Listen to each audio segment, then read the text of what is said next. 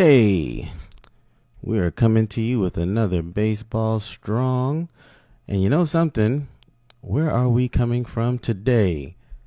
Jose, can you hear us in the Oh, house there? yeah. I got you. I got you. Well, Jose, But today you I'm in are Puerto Rico. live. You are coming from where? I'm from Puerto Rico. Oh, you're in Uh, Puerto Rico today. Okay, cool. How's the tournament coming? well, right now we're 2-1. Team Cuba, which is the team that I'm working with, lost to my home country of Puerto Rico yesterday. We lost 4-1. Wow. We have one more game tomorrow against Canada. If we win, we go on to Houston to continue the tournament. If not, we go home. But right now I'm in my hotel room in Puerto Rico. We had an off day, and so um, coming at you from Puerto Rico with another topic that is very dear to my heart. So Awesome. uh, let's get into it. What do you think, Kevin? Oh, I can't wait. I can't wait. And now I know what to pray for. Like, I want to see you successful out there. Yeah. So this is a topic that is very I think it's very important and it's very dear to my heart. And it's my prayer that at least it helps at least one kid or one parent that to save one arm. If I can save one arm with this topic, that'd be good. That'd be great. So, all right, enough of that. So let's get started. So today's message is more of a question. Can you sustain fastball velocity after you've done one of these velocity programs? Today's game, it's all about speed and power, and it shows. If you look at all the teams in the World Baseball Classic, these guys are really big and they throw really hard and they hit the ball really far. And that's the way of the game. Bigger, faster, stronger. So it's not gonna change. I would say guys are gonna get stronger and faster, just like if you compare the guys from the 70s to the guys of today, today's baseball players are giants compared to those guys. So right now there's a topic up in baseball is about fastball velocity and all the velocity gaining programs. There's a lot of companies out there, a lot of training facilities out there that promote um training to throw harder. That is the name of the game. I get it. And my point to this conversation today is not about being controversial or talking against these businesses or these training facilities that train kids and train players to throw harder. It is to put the idea in parents and high school age athletes that if you're going to do this, if you're going to a training facility and if you're training to gain fastball velocity, you have to question whether you can sustain that. And so what I want to talk about today is, you know, can you sustain it? What does the research say? Can you sustain fastball velocity if you have trained, so you went somewhere for 3 months and now you start the season. Can you sustain that? Um, and then the other thing I want to put in your head is if you went to a facility, if you trained hard and you gained, let's say, 2 to 4 miles an hour on your fastball, did you sustain it? And so what you got to ask yourself is, did you improve your performance or did you learn something new? Did you increase velocity and you did well for a couple of months, or did you maintain that and has that become part of your new pitching repertoire, so to speak? Have you learned the new skill that will help you maintain this fastball velocity? Fastball velocity, you can go somewhere and you train for 2 or 3 months and it'll jump fast. I mean, you see it on social media. You see kids throwing against the wall, and you see the radar gun on the wall, and you have high school kids that go in there throwing 82 miles an hour and they walk out of there throwing 92. Great, you know. That's awesome. I mean, good for you. But the reality of it is research and from what I've seen, that is not sustainable. And it's not sustainable for different reasons that sometimes we don't want to talk about. We don't want to talk about when you sign up for these programs and you pay the money and you're going to go through this training program for 3 or 4 months. No one tells you that you may lose your fastball, that the fastball velocity that you gain, you're going to lose it 2 or 3 months down the road. Nobody tells you that. And so, what I want to say is it's okay to do it. I'm not against it, but know that you may lose it down the road. And it's not because it wasn't a bad program or it wasn't because it was a bad facility or a bad trainer. It's just because your body is not capable of sustaining that unless you do certain things. And I will share some of those things, but the reality is that it takes a lot longer than 3 to 4 months to gain a sustainable velocity. Uh, One of the things that uh, people forget to talk about is that their nervous system will take this new skill, and if you're a good athlete, you'll take to it, you'll do it quickly, but and your velocity will jump. But what happens is your body's work capacity has not increased. Your nervous system has, adapted to a new style of throwing, a little bit harder, you're a little stronger. But in order to develop work capacity, it takes time. It's not just a matter of 3 to 4 months. Building work capacity in baseball and throwing a fastball, it takes years. And so that's what you don't get, or what most kids or parents don't get when they sign up for these things. And it's because if they tell you that, you're gonna feel like you're losing your money or you're spending your money on something that's not gonna work. It works. It's just not sustainable like you think it is. Number one. Um, why do those things? Why is your new fastball velocity not sustainable? Number one, velocity peaks faster than you can build your engine. Like I said, in a short block of time, 6 to 8 weeks, you can improve your intent. You can throw hard. You can do all these sequencing timing drills. You can do all these weighted ball drills, and your velocity will jump real quick. But in order to build the engine or the body that sustained that velocity, it takes a lot longer than 6 to 8 weeks. Another thing that happens is detraining. Okay. So what does that mean? So you're in the off season, you go to a training facility, you train really, really hard, you go home, you rest, everything is good, you get plenty of rest, it's not very stressful because you're not playing. Now the season begins. Now you're not doing the same amount of work with the same intent that you were doing in the off season. So now the season begins. And so there is stress, there is wins and losses, there is lack of sleep. If you're a college player and you travel, there's going to be issues there. If you're a high school athlete, you got school, you're in school all day, 7, 8 hours, and then you go play a game at night. All those things are added stress that are going to detrain your body and take energy away from your body. And so the way that you felt in the off season is not the same way you're going to feel in season. And so your body's going to start detraining and you're going to slowly lose that because your ability to produce force is going to go down in season no matter what. Baseball is one of those sports that uh, as the season goes on, you get in worse shape. Your arm may get used to throwing, yes, but we all get weaker. Our muscle size goes down. It's just one of those sports that's just the way the game is. As the season goes on, you start detraining. Number three, fatigue sets in. It kind of goes on to what I just said.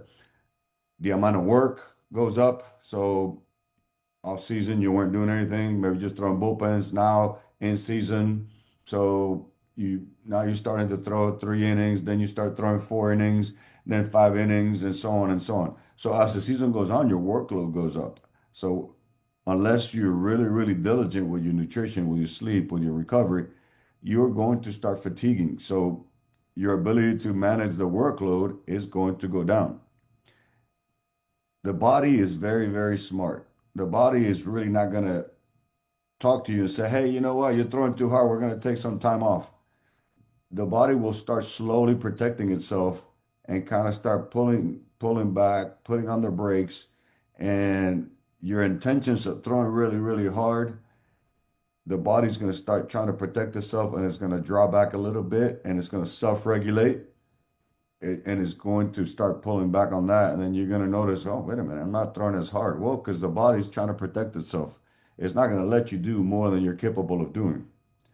Um, Another reason, a lot of these programs or a lot of these training methodologies, they borrow uh, stability and mobility from certain areas of the body in order to gain velocity.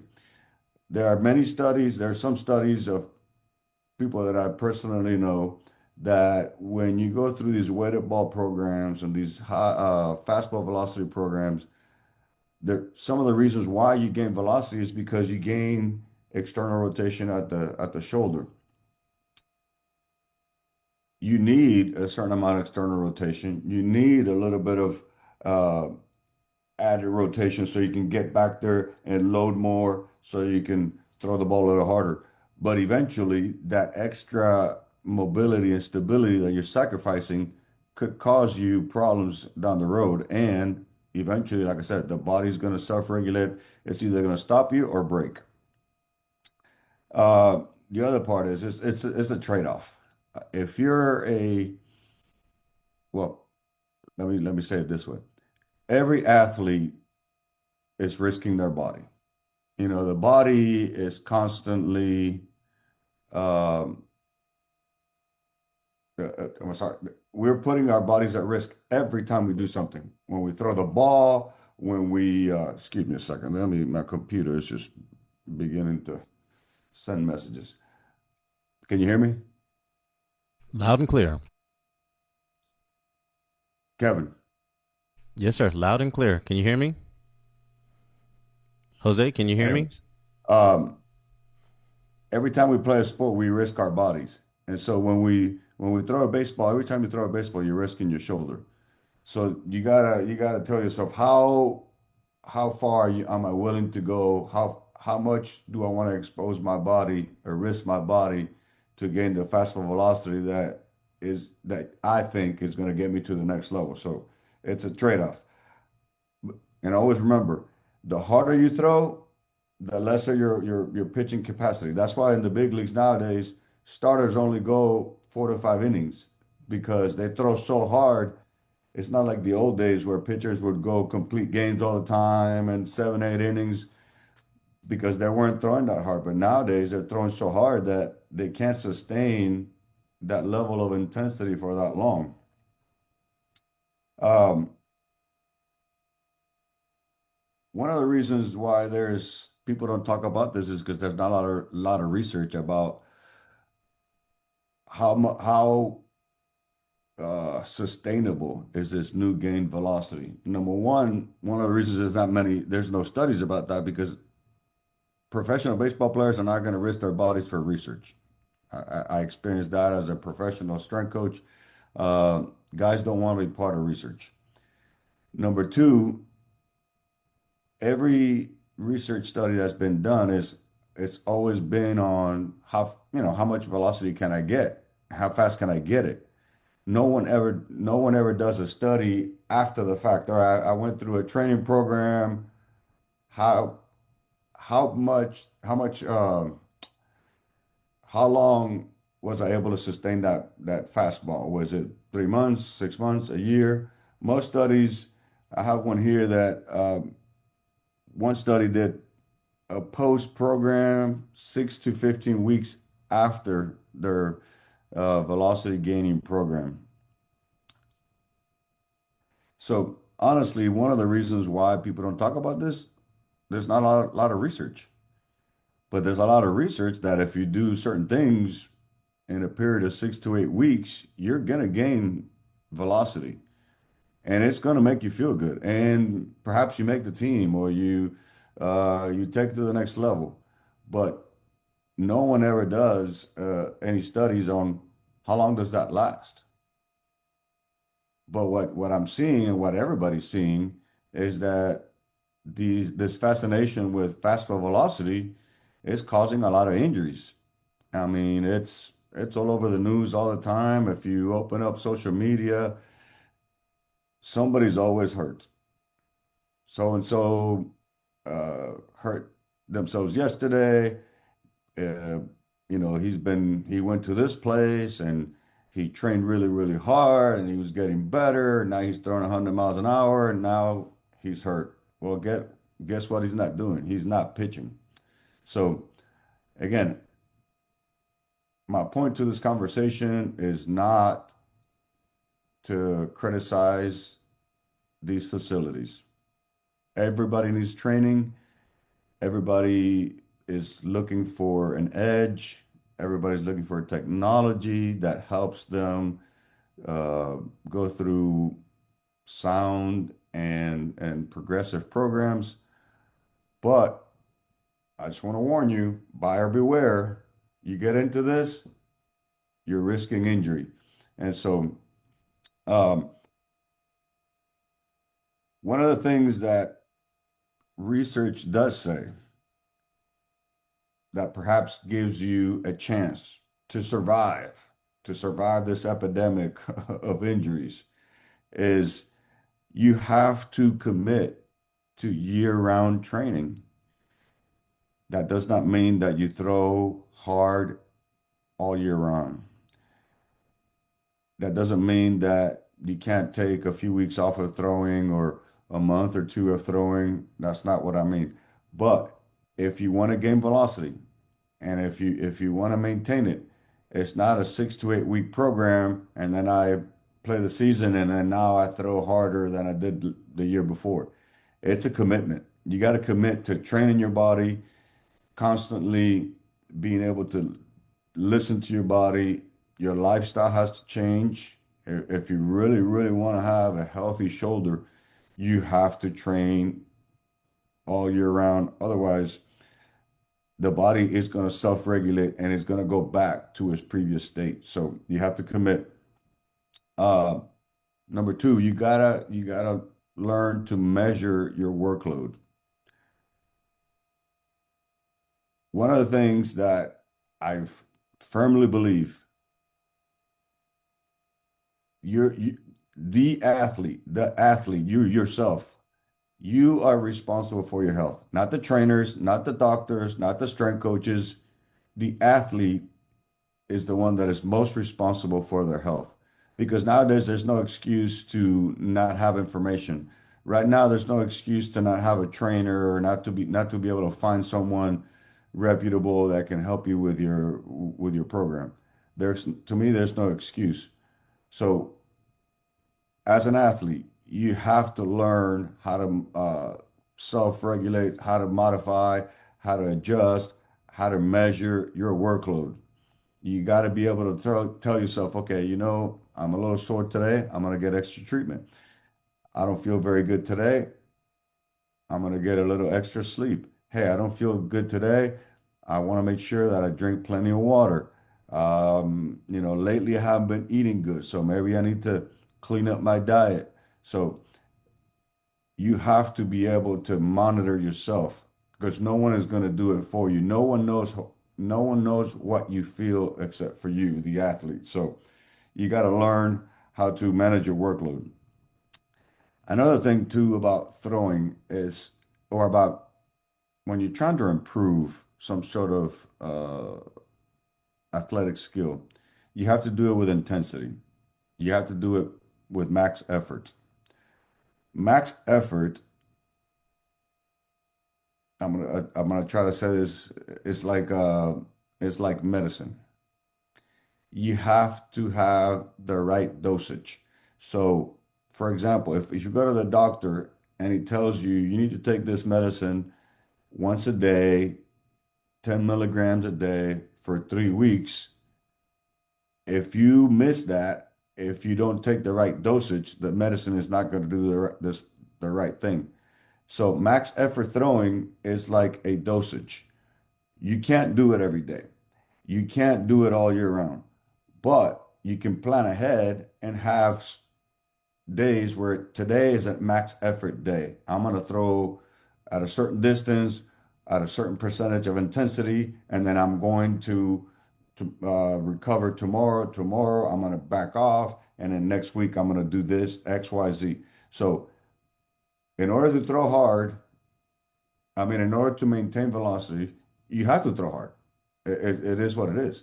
You have to have max effort throwing. It is what it is. But you need to learn what the right dosage is for you. Now, I would say most athletes don't know what that dosage is. So you need to find maybe a pitching coach. You need to have someone that you can talk to, someone that can help you program. But you have to have, you need to consider that as a dosage. You plug it in at certain strategic times throughout the year, throughout the month, in order to maintain that velocity. Otherwise, you're going to hurt yourself if you throw hard all the time without any kind of plan. Um, Implement some variation. There's all kinds of programs where you overload, underload, you throw heavier balls, you throw lighter balls. Um, you know, there's a lot of programs like that. And again, be smart, but those things work. But again, it's like a medicine. The right dosage will help you. The wrong dosage can hurt you. Um, okay, so what does research say about sustaining skill, maintaining skill? Motor learning and skill retention gives us a useful framework to understand throwing a fastball harder, meaning a force-dependent skill. And it teaches us how to understand whether I'm doing the right things or not, whether I'm getting the right results or not. So the concept is the difference between a performance change and a true motor learning change. So what does that mean? Okay. So I go to a facility, I train for 3 months. Now I'm throwing 4 miles an hour harder. If after the first month my velocity went down, all I did was just improve my performance. If I maintained that velocity throughout the whole season, then maybe my body learned how to throw the baseball properly. Maybe I got strong enough to generate the right amount of force through my body to throw that fastball correctly. So the difference is if I don't sustain it, perhaps I just had a lucky month or I had, my performance improved for a short period of time. But if I kept it for the whole season, perhaps my body retained it, my brain, I developed the right muscle memory, as people say, and now I am able to move my body the right way in the right direction. And so I feel like if you get that result, if you get that sustainability, then you can truly say, oh, my program, what I did really worked. So perhaps that is something that I want to repeat. If I didn't get that change, then perhaps I need to reconsider some things, you know, how I did it, how hard I did it, what other factors were involved. And so just remember that if you go trying to get velocity, if you maintain it, you did it correctly. If you didn't maintain it, you're either going to get hurt or you're going to be disappointed. So that's just kind of like a quick takeaway. I don't want to get too deep on the idea of motor control and how we acquire skill because that's another can of worms that I don't want to open up. So, uh, you know, So motor learning is defined by the permanent change in the ability to perform something that you've learned. Okay. So if if it disappears quickly, you really didn't learn it. Couple of other things, kind of getting close to the end. I don't want to go too deep into this. I just want to put the idea. I want to give you some tips. Everything that I talk about, I want to keep it as shallow as possible because I want people to get ideas because all of this stuff requires your own research, putting in the time.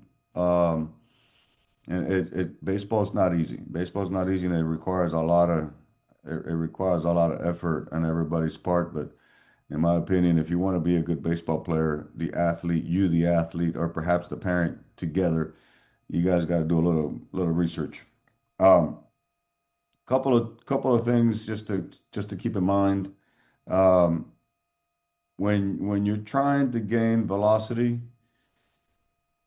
there's two things that you got to consider is the motor learning, which means your coordination, your timing, your sequencing, your efficiency of movement.